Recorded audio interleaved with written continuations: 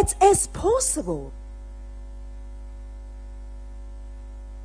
Tune in to Mighty K Online.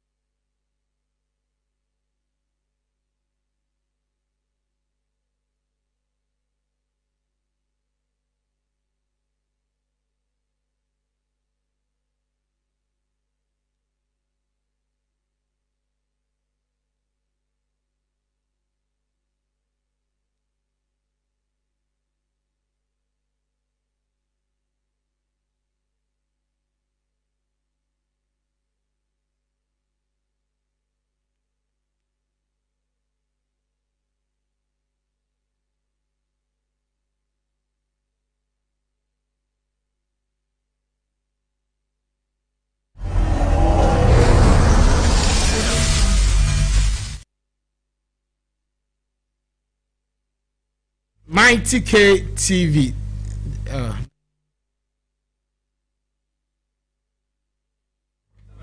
Mighty K TV na ene dwumadie no ha ensem bebre na yenemo yebesom yeman na yehusenia eniema esi eko na ansana no ene yeda sori ya Yabetia ne say NIB National Investigation Bureau Astorme Reverend NTIM FOURJOUR'S Ascend South Member of Parliament ojinamu sawoko parliamenta committee a defense and interior oya ranking no yache no na ensam ne eyedeja ene yesi da bi ye betina se ni ahwe ni adokro no ni ahudie ewo se ekọ na se ne ensam yesi tum no ye de asomu na ye bekọ mekọ yimfonyi bi akire mu ye beba fia na ya bekirem ya kan ya adwen na ya me hu se NDC no amount of intimidation and na obetime intimidate enipa. Say mrakwa so dia obia no ni asem, the law will take its course. But say mra na intimidation, the question is bisa say what is there to hide?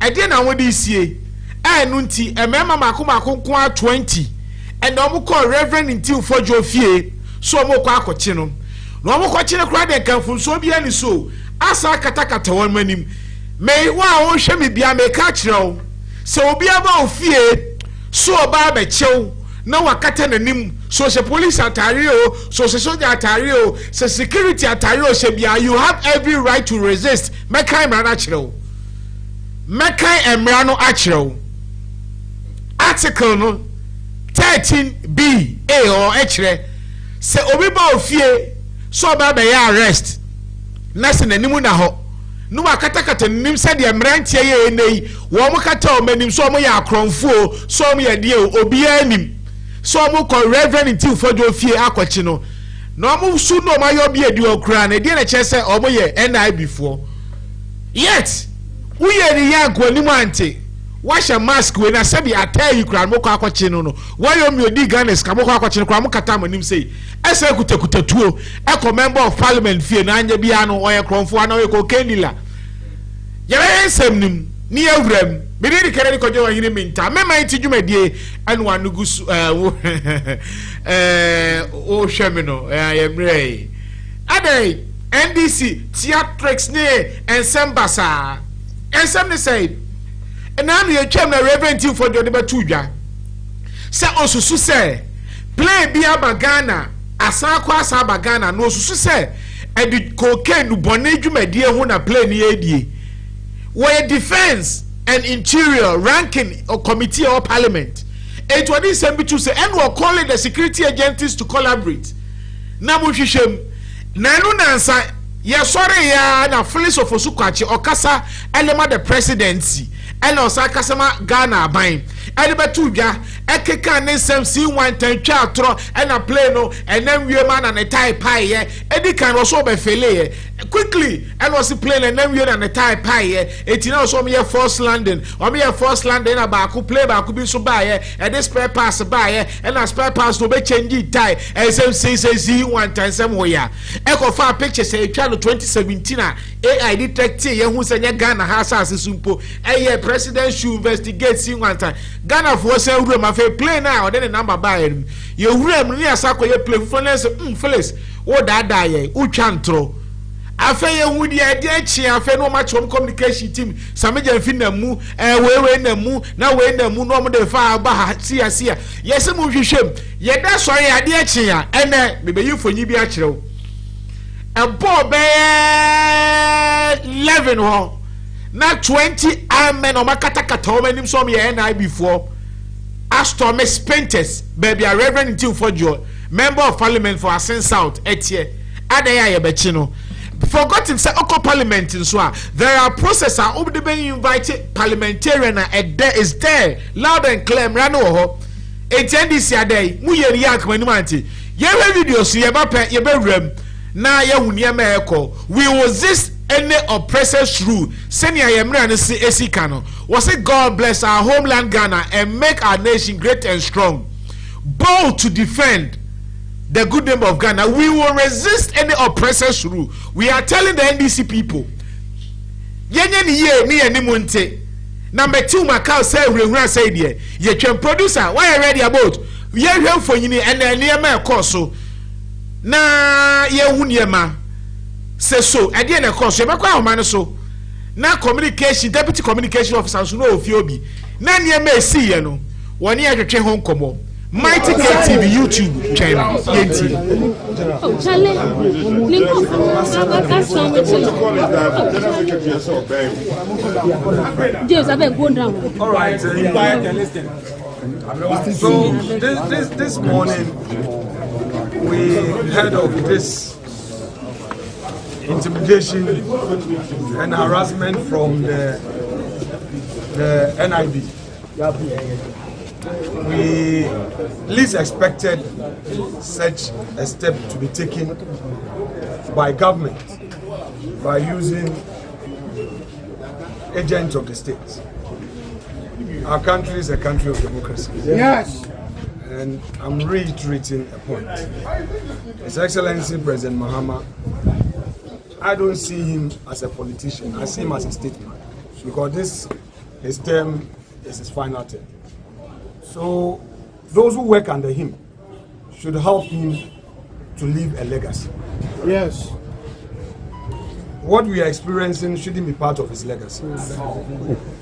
4 years is far, but near. Ghana has been in this exercise for years, and we don't need what we've experienced this morning.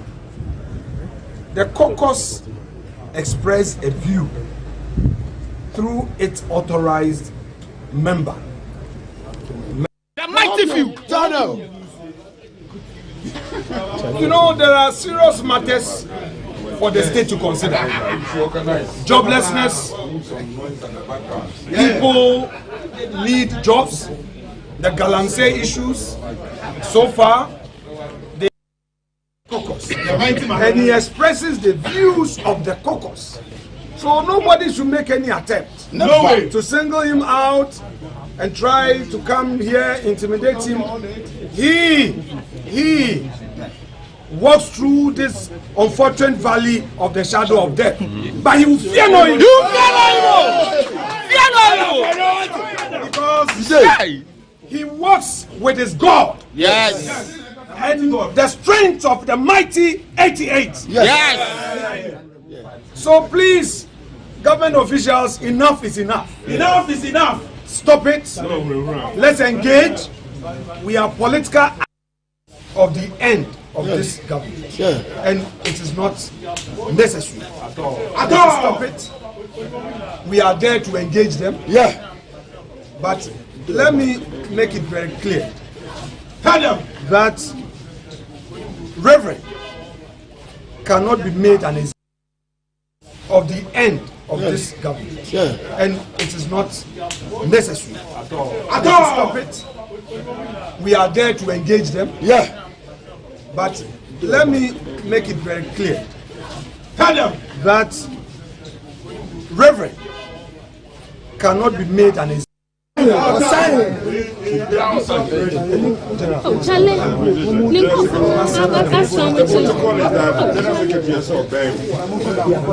James, I beg, go down. All right, so this morning we heard of this intimidation and harassment from the NIB.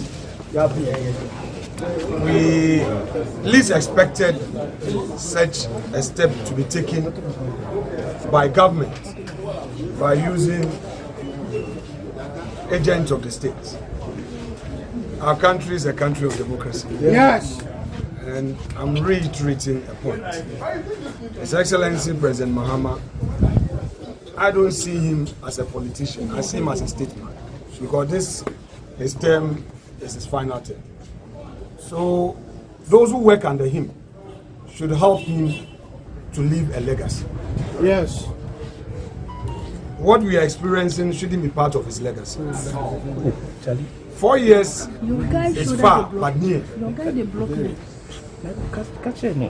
Ghana has been in this exercise for years, and we don't need what we've experienced this morning. The caucus expressed a view through its authorized member, Mr. of the end of this government. And it is not necessary. To stop it, we are there to engage them. But let me make it very clear that Reverend cannot be made an caucus, and he expresses the views of the caucus. So nobody should make any attempt to single him out and try to come here, intimidate him. He walks through this unfortunate valley of the shadow of death, but he will fear no evil. Because he walks with his God. Yes. And the strength of the mighty 88. Yes. Right. Leader minority Honorable Alexander Osahene Afenyo Markins ena ene ote se omoko Reverend Ntim Fourjour'S na enema course no oka twa mfonyini che Ghana fonyina na make us and make assembly be sense sudua na makan article no e de akire Ghana ni bi a wotie mi o hwe mi se obi ba ofie na se also you are under arrest na so obechew na unhu na ni bia no na aka se krachi ma me hwe wonim no aka se da bia menko resist arresting with any of your mind. Emrana ye clear che Article 13 Section 2A and the whole pefe clause ne da ho say ye be arrested boat why are there we to kusia akwama so bi ba ofie be be kai mrana che man na so say ya mame Article 13 of the Constitution, Clause 2A. So be a biofie, so becho. Na de mrantie ya. You have every means to resist, because one, nipa na obecho no unim nanim. Two, say a dear credit a chere say oye security personnel. Yabeka Imran Achiro. One, Article 13 talks about protection of right of life. Tienye, bibi amejema mo hine. Article 13 of the Constitution talks about the right of life. Na me kai Article 13 2A no dia che Ghana ni bia wo tie me. Wo hwe me ba bia so bi ba ofie say you under arrest. Na ni kosua yi fa me bre studio wi ada wasa dia to soma. Na ni kosua say wo tie wa wo humi. Na wa hu ni aibo wa hu ni hene. Wa hu ni ehia mu asami die yi. Na nim tedwa say tuntum say yo say mete hai. Na wa hye kaka motobi. Te said the producer de betu suya. Article 13 clause 2A no me be kan achiro. Article 13 now talks about protection of life and kwa. Me ba chofa to so ni ehwe. Article 13A no say that here or say of a Ghanaian constitution found under the chapter of fundamental human rights and freedom states that a person shall not be held to have deprived another person of his life. Contravention of clause 1. If other person dies as a result of the use of force of such extent as reasonable justify in the particular circumstance for defense of any person from violence or the defense. Yankai 2 unity. Was a person shall not be held or have deprived another person of life in contravention of clause 1. Clause 1 on the count. Etu me cheme and ma kenkan emra na che no. Bibia emra protection of human right. Etu ko bi fie okochi no wa hye kaka mutobi wi. E the nose mask abo ni monya kromfo dam na ma wia sansani a unye sei. NDC time oma NIB Kochombia, none was wearing a nose mask. No be him da ho. Then all share mask. Ako sitting member of parliament was under defense and interior committee of parliament no. Elechino. Now I was some NDC for famra enya hwe ne say.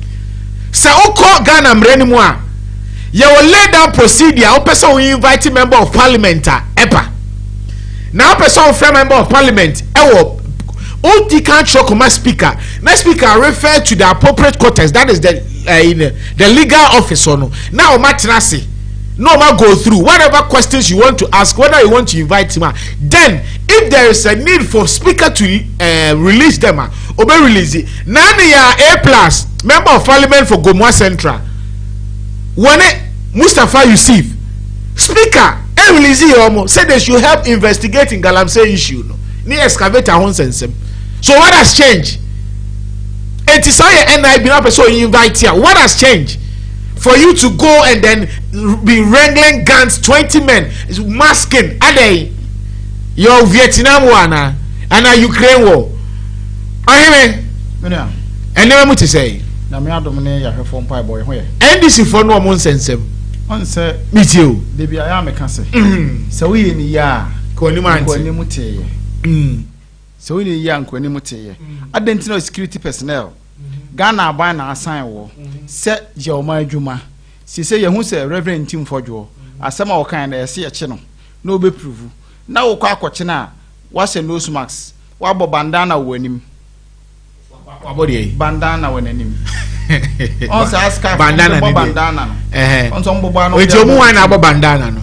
Ba ko no do she NIB gu nanim no na ba so she kaka mutobi kwa she kaka mutobi na ba kwa she no smart said o spray koko so Jubilee House ade na say 40k we dey just koko afu dey gu so en ka wo dey we be bo ano en on say kuta AK47 minim say reverend what it atutrafo makola fo na ka say komunya kwambo ura ho a ebisu sisenka evidence aka reverend so say reverend so ba be expose yes na koma destroy no say unim omo ye no ma confuse no neoma so what I say on say philosophy su kwa chinsem a wokeka ni nyina contradict entity so enti enya bibi no mo hu say o kan say ya che reverend ye ne o dem bibusa wo ya che no ye ne enye ne ene da be na Wednesday ya ntini Monday o Sunday ene Wednesday afina o makọ so mo kwache no enti je sensem ni sisi so enti omo ye bibi ma ye de akata omo nema bi omo ye so emed ne ho asema no pese omo ya no so na reverend ko kai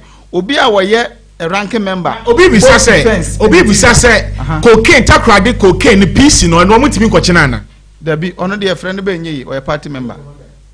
We party member nti friend be nyi. What I say? Party member be do akwa friend. Party member mo friend nyi. MPP ni de friend e be. Obi ono ye ranking member. O defense and interior so. Ah man mo ho bambo sem nyina wo company fo amodwendwen se na ebe ya man no bambo bekoso. No ati se BBC ekoso. No obey maso tire na president so kra waya de so tie wo na so ntie ne e. Obehwemu a o communication team member na afedo mo church president de ye na so nam so na we mfre we nchi. O man na nya chiche nti na edo mampani dwondoma ne mama ye to aba na ma wo. Enya nchiche nti. E kan chiche nkwa na do dankwa kufuado. Enko che MPC na omoje double salary for over 1 year no. Enko che omutum. Tese na nado de ono no ofo ono emre na mkopo acho no de chemo we ya onwi ade o wonye corruption ho asem o asem a asi Ghana ama Ghana ukọ sesei ukọ wiase nyina Ghana se ekope emwa bi afri kuro nso mbeka se Ghana ye hu ofi because cocaine dey fire so on sa brofin se cocaine om de for other countries so aya na omo che omo ntam ti so omo de African countries na dey stop over. What I say? And I tell you say so be na dia besi na we ba fa ko so mba be na dia dwanom de besi asa ko ye hunu de ewom Rev NTIM FOURJOUR'S me ba bonten say mon konkon hwe asem ni mu na mon fa no kure wo mo mra mo se ya bechew ndi se pa ndi so obi te say obi yeku say obetu Ghana ba egu mabo amane no wa beche no obi ama metiwei ebia no mate so sesei yesi ebia nkofo peso obetu Ghana ba egu ya hwe ye edentokwa ba o mani mu me betia eye presidency wona so a na se oba beche me ame abo no suma se de yegu kokko su idia bede maba kwabrane kuta AK47 se de me ye kromfo mi wanzo 7 na mate na mde bre no ma hwehwemu bede maba bo amane se bi wo ye wo aban mu a se obi e waso de ma asem bia obi aba beka yo mate mpanifo se pani due mate mante se obi timi se kire beka kire wa se ode ni die masa nipa no na afi wo hwe se nipa na smo kan no obeto bo ase na emfa won nipa ne background so ati ase no ato bo ase na nipa na se no hwem one by one na afi nkwala wo ase no ma no kate what o matena se no to omfo sa asem we de yemfa nko we yemfa nyesei emfiti prako man kwala na meka de omonka te se de Ghana sesei mede na sefo see one time asem ye hunani pictures amode ba ya yes either say 2016 and 2019 pictures and amode ba ye aeroplane nam ye otimu se e be de hu se ne tan ye from no kranya yi 2017 picture said na e aka na 2019 and was airport no kra background no regional airport yes say regional airport Georgia or say United States what I say Georgia and answer other ibobo other region bi din say ho and asa airport no wo that NDC phone me casmen no mko so mko che reverend the tennis me party wanyim bia Felix Football ache ne nkrofo airport ho no mo no security phone ho eno danche a BNA for na de asem na mamo no apart from that mbacho anyim bi o mo di plane be say mo invite o mo mom di plane by no betima the right people abeka no kure wo maybe a reverend asem ade by no wo me na di plane by ti say ya from maba o mo say na wo mu wuntimi mfro obi amai wo si ache wache ne se de enti won so asem ote won kotere radio so anka wo wodi nka de brem watwere de bre president because wo ye ranking member e wo defense in interior so Rev NTIM FOURJOUR'S e no de abrem wo de abrem president a wo mbetum bo asem ahwemu no wo man kwala no babies with sharp teeth and omo ye sharp anu mu twa ntra na sese ntro na ebu aba omo ento na ebu aba ofosu kwache because picture year 2017 and 2019 picture background kire say United States regional airport plane a hot airport on na say plane dey no na dey be ka kire say yesei hwe bus say so emu dey na register na Ghana name enya foreign number plate enya DV anom ka say Ghana me say free education ba bia ni pa adwene mo enti Ghana ni wutwa no ntro wonim do what SHS kra he free say me don't cry am entiase NDC for moye me akasa moye propaganda party ama because mutimate propaganda what secretariat yakokan wanse ma mo change no mo change no akokora una de akokora be de nye yena no chasheda enti na ranking member of defense and interior asa ka so me for defense and interior house yakwachi no na defense and interior no kra o communication member na wo presidency no wo ya wasema me yan hwehwe mu nwie now so the findings in the Bible and Tia Bragana for so was some and the perspective by the Empire him say that here. What I say, woman, what China would defend the plane on the buy. So not defended any plane movie.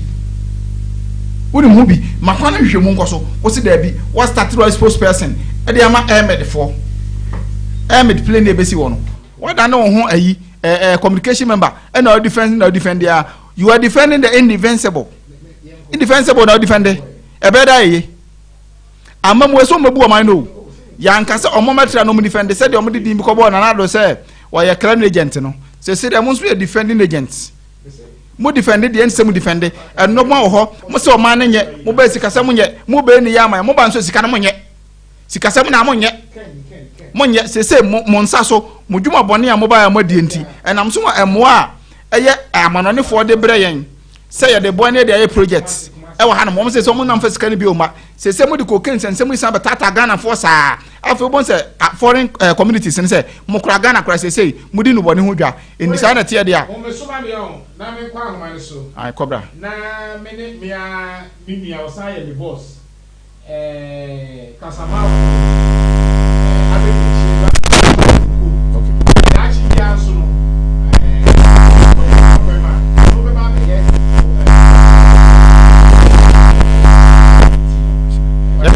Como ya yebedi Reverend Ntim Fourjour no fie hobby enti oba yebubusa ne nsem ba ko nunu bi krobia yeda ase yem wakwa so waje penie ne yehwetwe nkomo na we de tiawa ene na wo fie hobby ede ne course so a ene emrantie yikoi na omupese omoche Reverend MP Asin South MP of the end of this government. And it is not necessary at all. Stop it.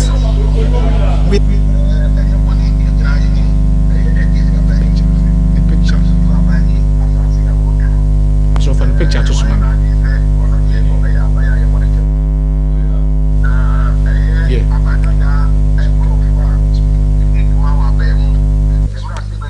The mighty minority.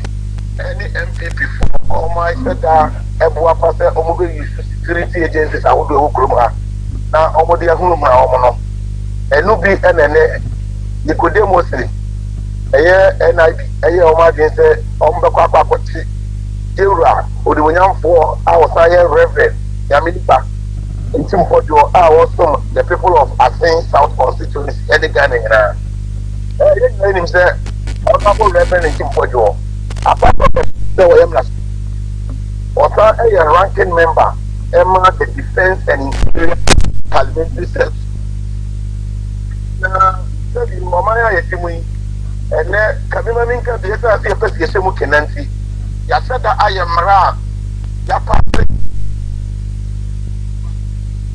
and the Ghana Niba Usha, Abanda Danopra, Elon State, a year, to maybe be a friend, you see something, say something, okay. Now, you are in team. I said, when your information said, if you say, every area thing in a Probia and an island, and when you didn't want to get a see, you're notorious. I had the Grand Canaria, an island that was playing about Chimamu. Now, if you say before, Abba, you might conquer Ghana.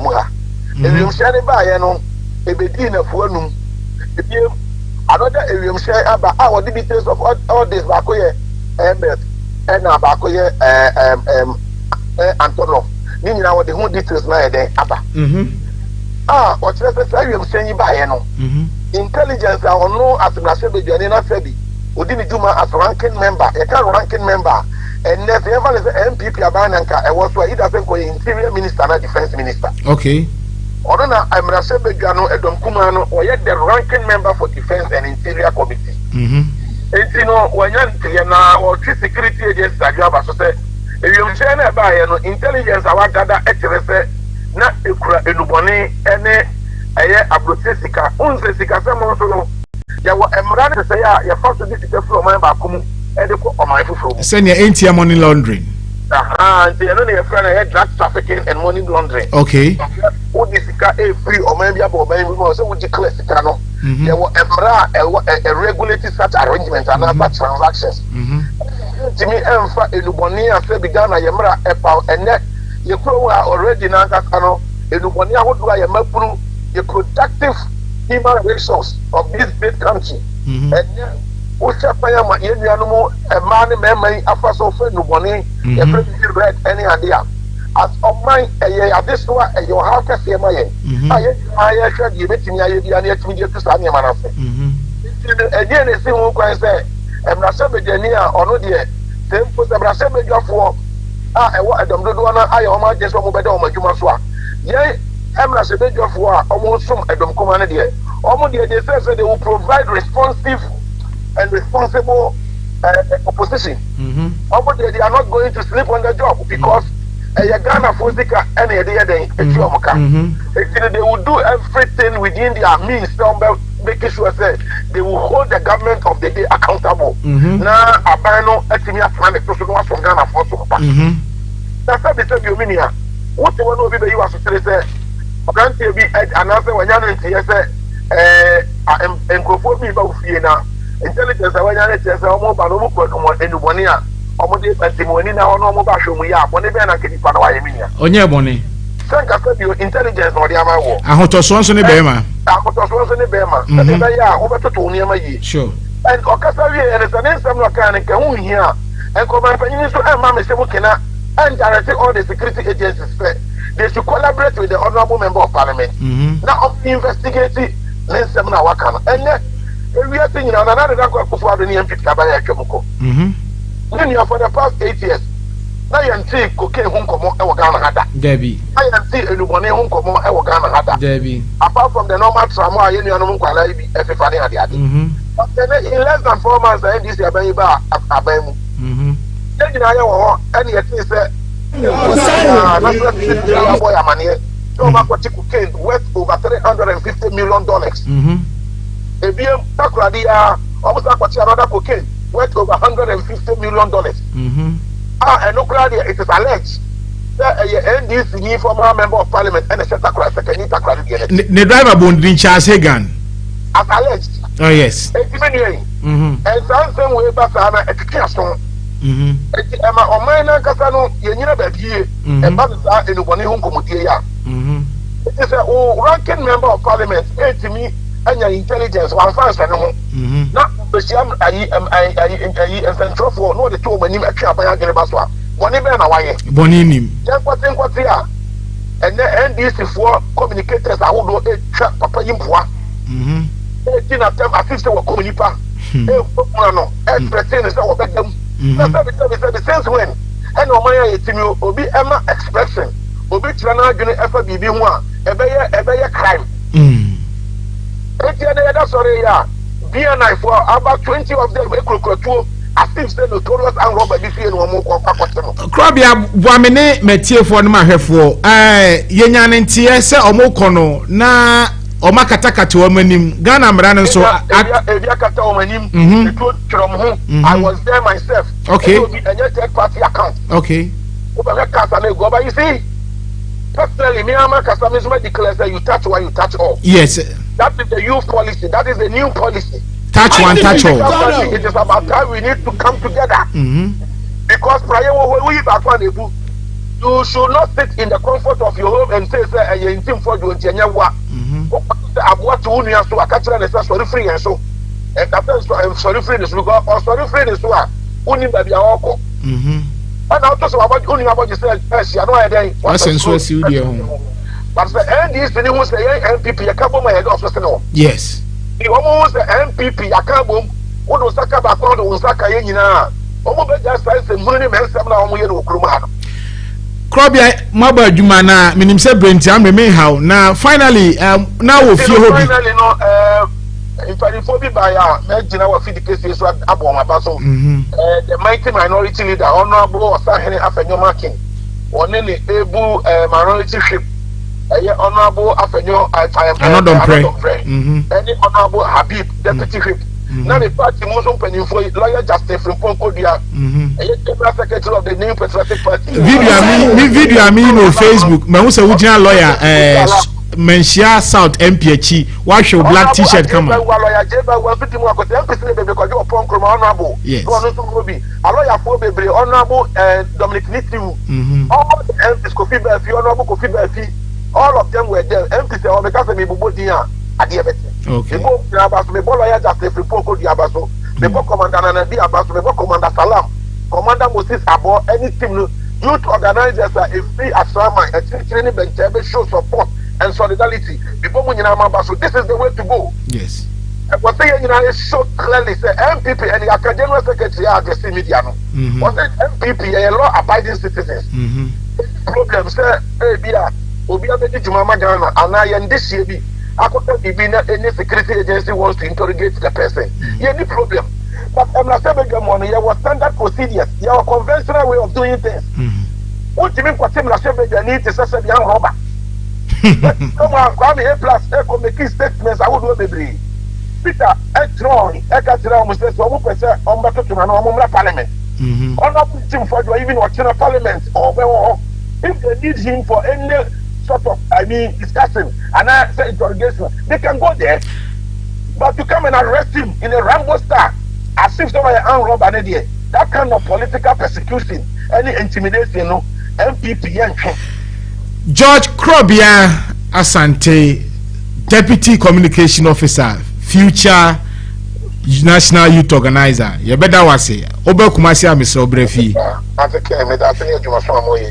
Benso me da say. Krobia na wote 7 no twetwen komo ewo ya catch your Mighty K TV. Itwie bibia na ene no ebe no na Mama Sanfan to just say Chief Justice petitioner or troko the response nene ne wosenka the court case in the international. Surprisingly, Attorney General Nko, meaning say video no I ready Obaba mame na me wi jam on him no waka boom. Attorney General Anko chese aban lawyer also ko gina mu defend wan ko ti ye enko tie se ya it's very strange to the decision of the agent to come to court because of it. Comments were made in court. Sorry, that's in the remarks. So please. I'm happy you heard it. Yeah.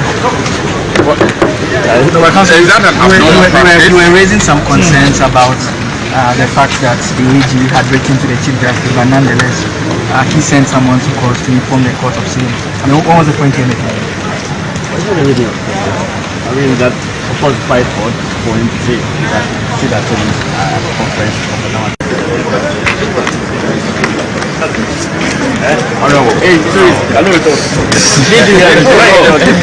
it's very strange to the decision of the agent to come to court because of it. Comments were made in court. Sorry, that's in the remarks. So please. I'm happy you heard it. Yeah. We were raising some concerns about the fact that the AG had written to the Chief Justice, but nonetheless, he sent someone to court to inform the court of sin. I mean, what was the point here? I mean that of course fight for him to say that conference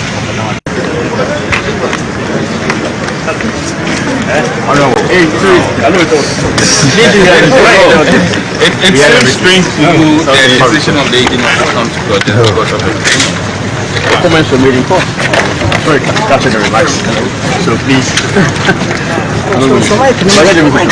I'm happy you heard it. Yeah. We were raising some concerns about the fact that the AG had written to the Chief Justice, but nonetheless, he sent someone to court to inform the court of sin. I mean, what was the point here? I mean that of course fight for him to say that conference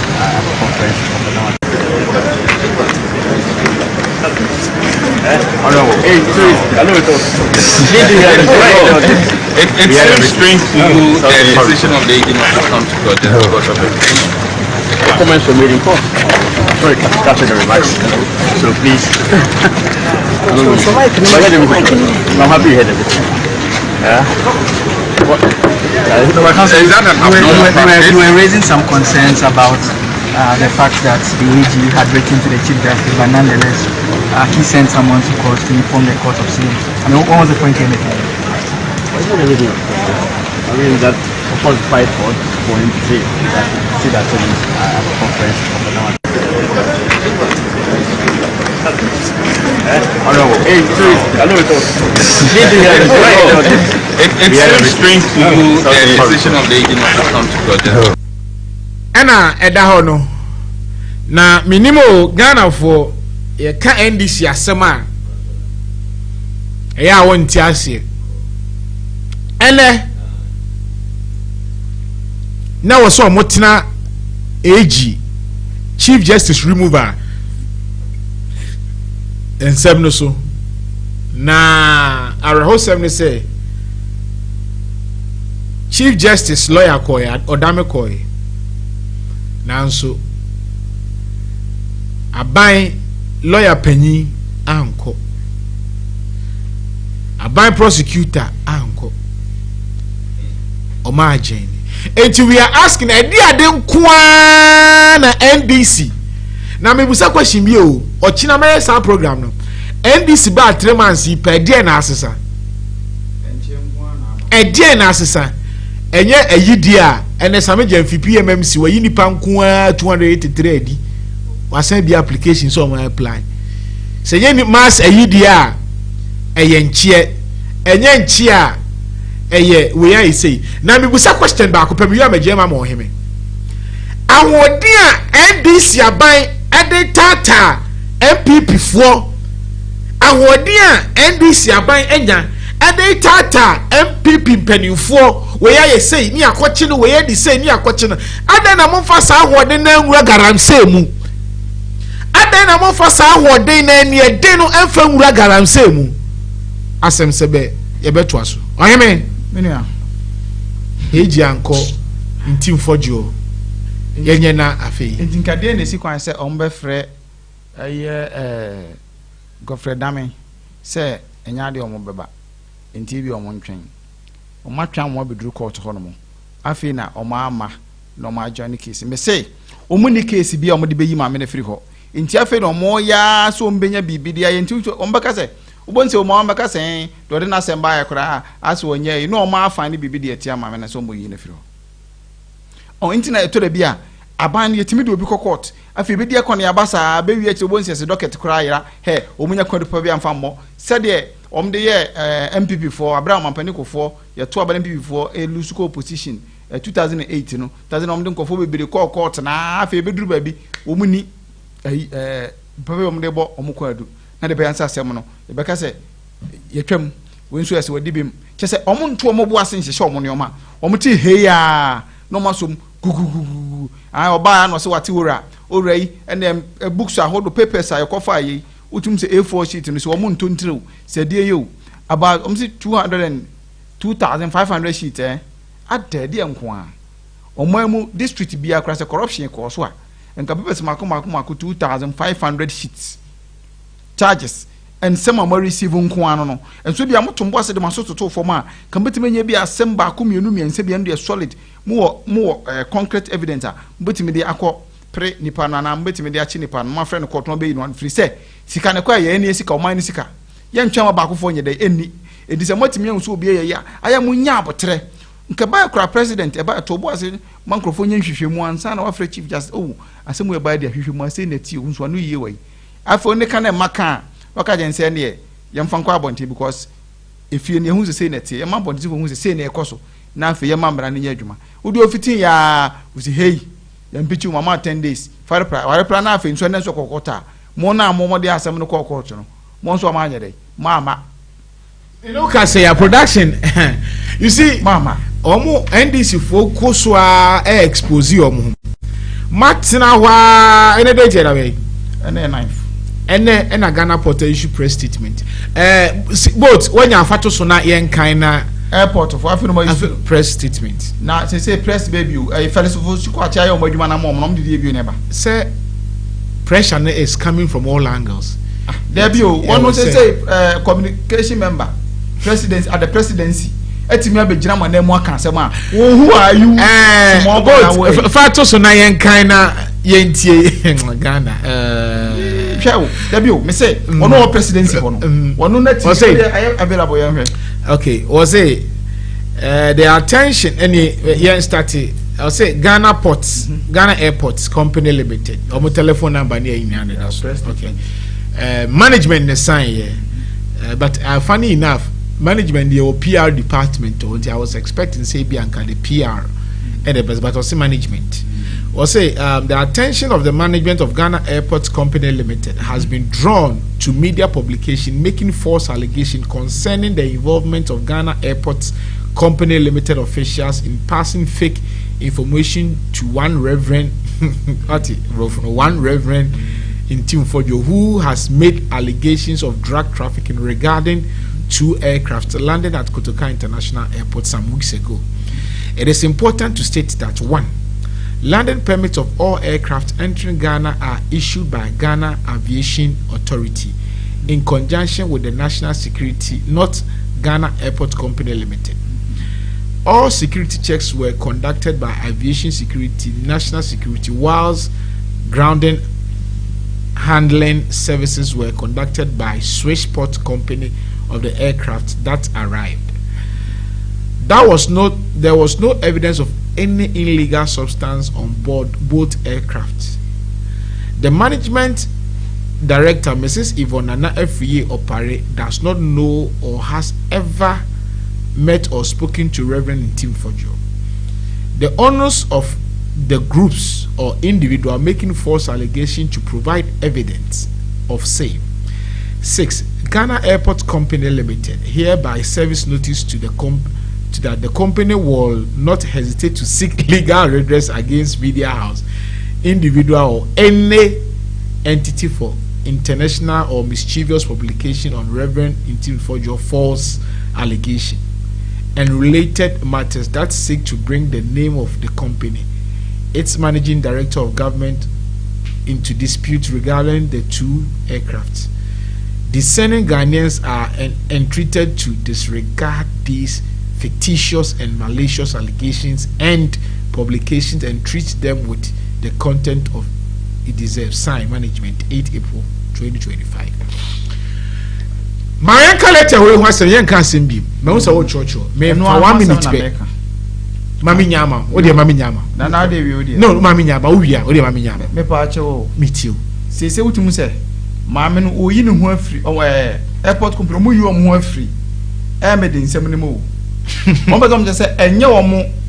Na o se landing permit ni nyina henfo na or say Ghana Aviation. Letter into so. Aviation Security and National Security. Woman or say all security checks were conducted by Aviation Security and National Security, whilst ground handling services were conducted by Switchport Company for the aircraft that arrived. Yes. It did not just say National Aviation Security for the National Security for your way there. For the supposed to catch it, se we mu na wo ho anto mo mu ni piaro ana mo bu se ye nkoda na aho aviation fo mu ni piaro am bu se ye nkoda na ana se first of all ko achi se piaro bia wo oman bia wo president utimi kasa mo mana. That is the question. Ahwefo mighty care ahwefo bi busa se aviation security and national security for and checks ehunu se bibia ya okay, no drugs dealing bi e wo plane na yi mu dia ade no matena ho dada wo mu piaro amekasa na fere so fosu kwa achi mu ne be kasa ma wo mu asem se be mu amumu sam ho sa asem we na afi no yehunu dia ya nana etime dia me menka ne kese o mu se obi oba media station oba force e bi o mba china tum people acho nyem bi atama Paul chere krata akoma e force se bi bosomsom ye nkwase asem no me American no ya chimitum ene ko che do twere ye nan nipa no ka asem ne nam ho me na American na ba no bi bia free public area na fair use na copyright law no omuni mo ho me wono de wono wa twere na me makan ende wo kire bi akọ writer no writer se wa writer na we na me de making kan ma kire mu a me ya cheme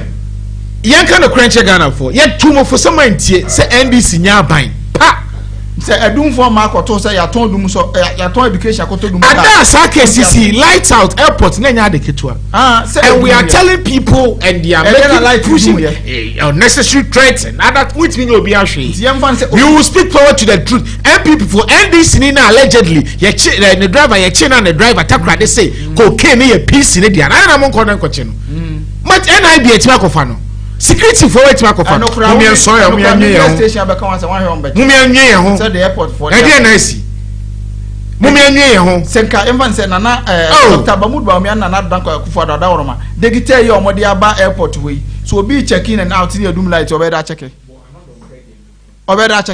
oh a light na dey na light ni dum ye airport ayi ni ho omuni e plant menim say ochia and some development story menim say ochia betra sia light of na wo kan me bu say omuni mfi omo I by the minority. So they should target all of us. They should arrest all 88 of us. We are not going to sit down for any member of parliament to maltreat or for that matter any individual. They should be ready to come and arrest us. They should arrest all of us. So all 88 all of us. That's what I'm saying. 88 battalion. They should arrest all of us. Mighty minority. And this phone fee says still But don't forget, the press conference was held by the minority. So they target all of us. Arrest all 88 of us. We are not going to sit down for any member of Mighty KTV or YouTube. And I heard from him in Kairadi Adma or Chinam, saw him a Betrasia, a developing story. No, Habib, and so Eba Fie Betai China. Rade Aduma Friday, so prepare no one person a bear. Also bit me about to NIB na or the Apua. Yeah, sorry, Miss Watchna Betinasia.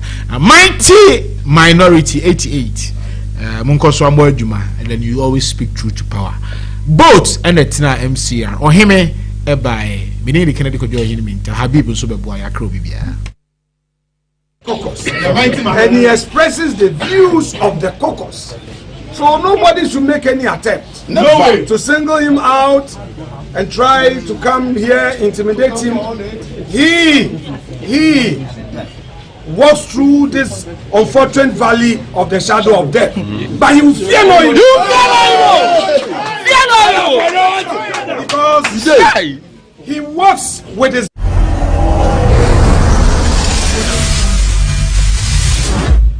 Mighty K TV. It is possible. Tune in to Mighty K